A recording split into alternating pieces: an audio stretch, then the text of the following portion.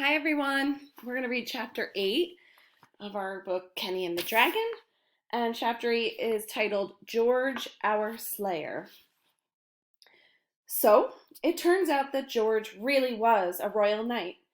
I suppose that truly does make this a fairy tale, for one cannot conjure up an image of dragons without thinking of brave knights and impudent kings, which are shameless kings. These days, however, there are not too many stories of this sort left, and many involve much darkness before their happy ending. So we must march on and see what is in store for our little lad, Kenny. Here is George, all dressed up as a knight on his horse with his armor, and everyone looking on.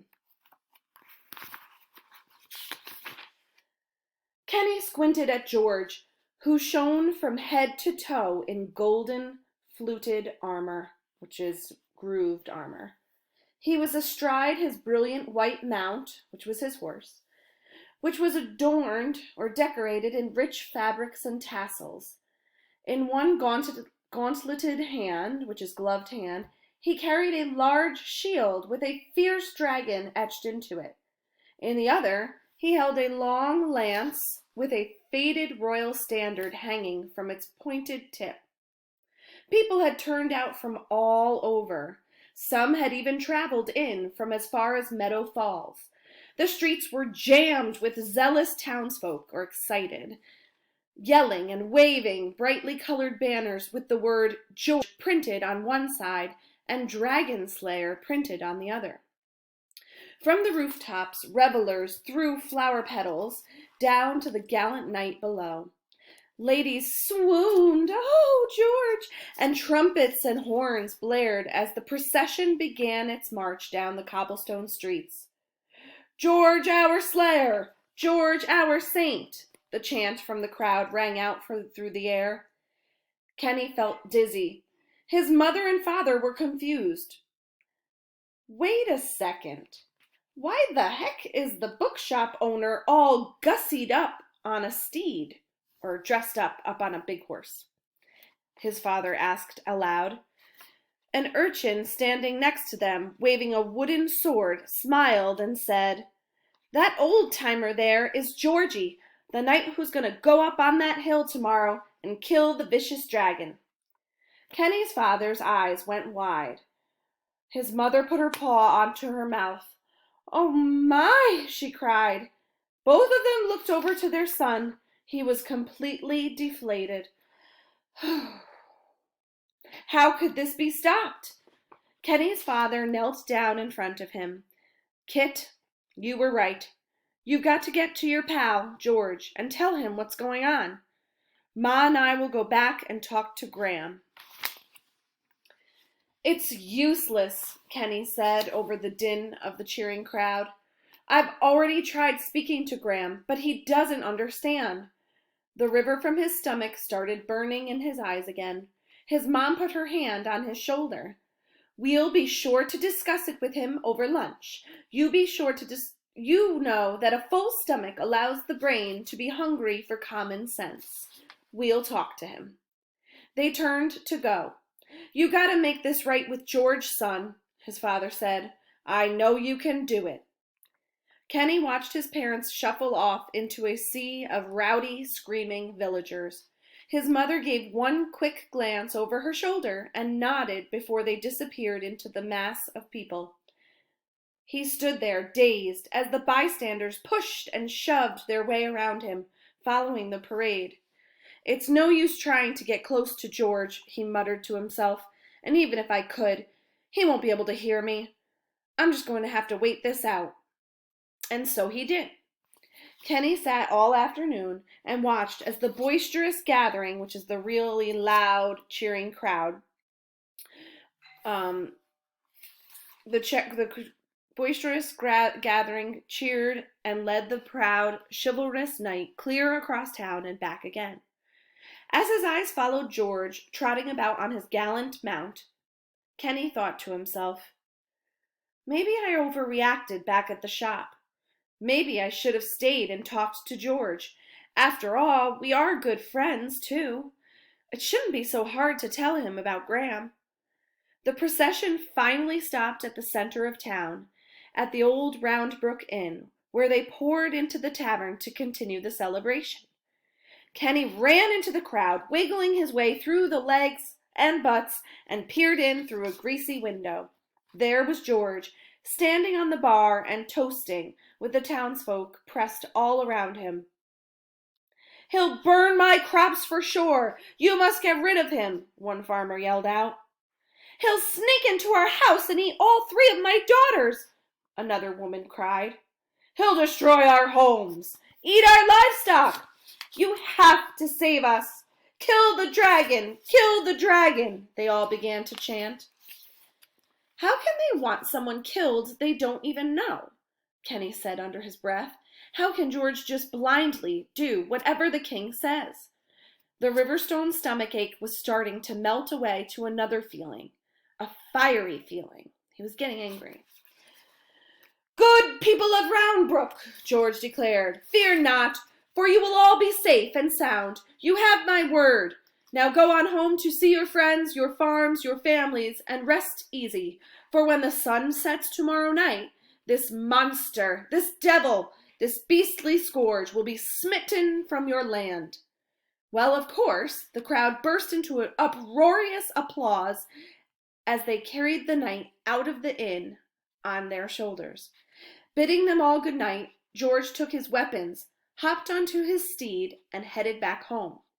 The shadows grew long, signaling the end of a busy day as the knight turned down his empty street. There he found our lad Kenny, sitting and waiting on his doorstep.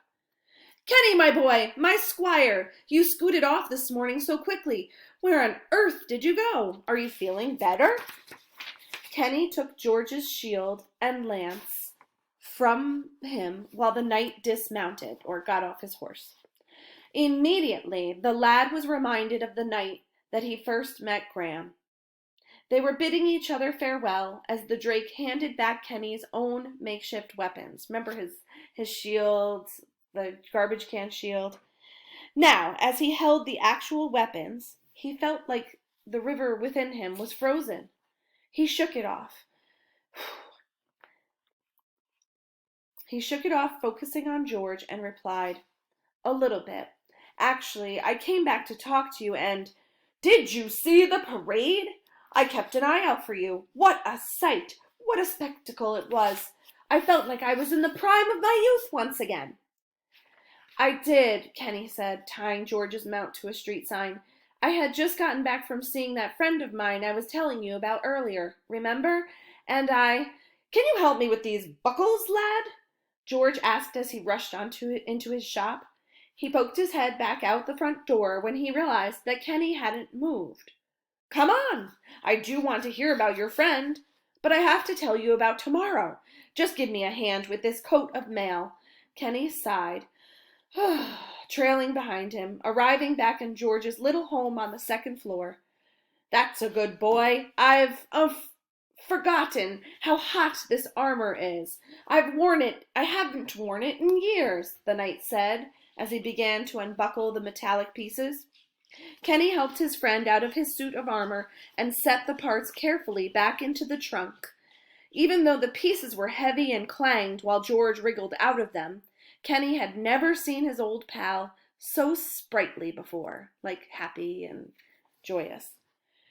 "Phew, that's much better," the knight said, and went to the icebox. "I'm parched, like very thirsty. Do you want something to drink?" Kenny went to answer, but before he could speak, the excited George handed him a bottle of birch beer and cut him off. "Hold on a second. I'll be right back. I've got so much to talk to you about, and I need my—" The lad heard George's voice drift away as the knight scurried back downstairs to the bookshop for something. He had to tell George about Graham. He took a big swig from his birch beer. "Just take a deep breath and say it," he said to himself. "George, the dragon you're about to slay is more interested in buttercups than battles, so you have to call off the fight, okay? Okay." While he waited for George to return, The lad rehearsed what he was going to say. He looked around and the transformed study where the ongoing chess game had been. On top of the chessboard lay the scroll with the official orders from the king. Above a stack of books on George's wall hung the dusty, faded tapestry. Kenny approached it, and after blowing off a layer of dust, could now see that it was embroidered with a knight piercing a dragon in the heart. Finally, his eyes fell on the polished shield with the dragon etched on it. The image was beastly. The wicked drake had fire blasting from its mouth and nose. It was nothing at all like Graham, who just the other night had used his fire breath to light his dad's pipe by blowing a tiny spark out of his left nostril. However, like Kenny's frying pan from his first visit with the dragon, George's shield was blotched with scorched marks. Real scorch marks made from fiery breath from other dragons. George dashed back into the study. I knew this was here somewhere. I just had to dig around a bit. He cleared his table of the chessboard and the scroll and slapped down a large brown roll of parchment, which is big paper. It's a map of the area, he said, beaming, and I would like to discuss a strategy with you, Kenny. You know Shepherd's Hill like the back of your paw, so how do you think we should best make our approach? George sat, eagerly awaiting the lad's response. Kenny had never seen him so vibrant, so alive before. This wasn't going to be so easy to do, but he had to do it. I can't help you, George, he said. There, he thought to himself, that wasn't so hard. Keep going. You see, he continued aloud, there is, something very important I've been meaning to tell you about the dragon. Sensing that something was once again amiss, the knight put his large arm around the rabbit and spoke softly. Spit it out, lad. What is it? What's troubling you? Are you afraid of it? Not really, Kenny replied, furrowing his brow a little bit. Because it's okay if you are, said George. No, really, I'm not, Kenny said, setting his bottle down, that fiery feeling flickering in his stomach. You see, you are so brave, young squire. Charlotte told me it was sighted very close to your house, and I know your family's in danger. No! Kenny yelled. The fire in his stomach completely overtook him, burning away the river stones. That's not it at all. Just listen to me. You don't understand anything. Graham is a good dragon, a peaceful dragon. He doesn't like to fight. He's never fought a day in his life, but his brothers did, and they were all killed by knights just like you. And now you have orders from the king to kill him, and the stupid king doesn't even know him. You don't even know him. Do you know what he likes to do? George was blinking at the boy. His mouth was slightly opened. He likes painting sunsets, listening to classical music, playing piano, reading, and creme brulee. He's... The boy could no longer keep the river down, and it started trickling out, burning his eyes. He's my best friend, and I don't want to lose either of you in some dumb fight to the death. With his mouth still agape, which means open, George studied the boy, watching him wipe his eyes with the sleeve of his shirt. Sniffling, Kenny got up to leave and turned back to the old man. You said a friend of yours is a friend of mine. Of all the people in the world who could have helped me and Graham, I thought of you. You two are the only ones who really understand me. Kenny stood in the doorway, looking the old knight in the eyes. I even thought you two might just become friends. With that, the boy ran down the stairs, out the front door, and into the gas-lit streets toward home. I'm glad Kenny stood up for the dragon finally.